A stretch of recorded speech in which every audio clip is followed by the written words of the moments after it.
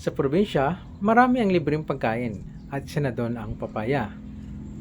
Kaya naman, nagtanim kami ng ilang puno dito sa aming bakuran. Mabilis lang itong gawin. 3 steps lang ang ating ginawa. Una, kailangan na alam natin ang sukat ng bawat puno o yung tinatawag na planting distance. Pangalawa ay yung paghukay ng tataniman ng ating papaya. Kita po natin na sobrang yabo na ng ating lupa. Tama-tama yan sa pagtatanim ng ating papaya. At ito ang pangatlo. Ayan. At pagkatapos nating hukayan, tatanggalin lang natin yung mga lupa doon sa loob ng butas. Saka natin itatanim ang ating papaya. Ang method ng ating pagtatanim ay yung tinatawag na transplanting. Pinatubo namin yung buto sa maliit na plastic cup upang mas maalagaan ito. Saka natin itatanim kapag medyo malaki na.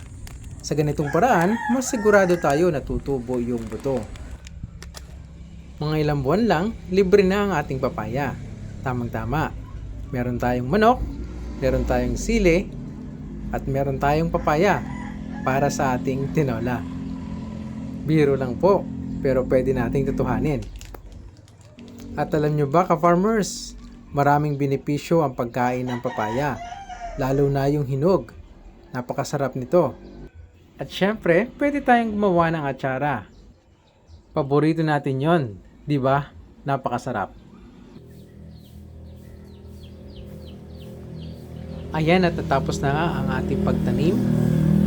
At kung makikita ninyo na malinis na yung ating kapaligiran. Pinagamasan na natin yan para maganda at malinis tingnan. Ayan ka-farmers, hintayin natin ang ating tinola.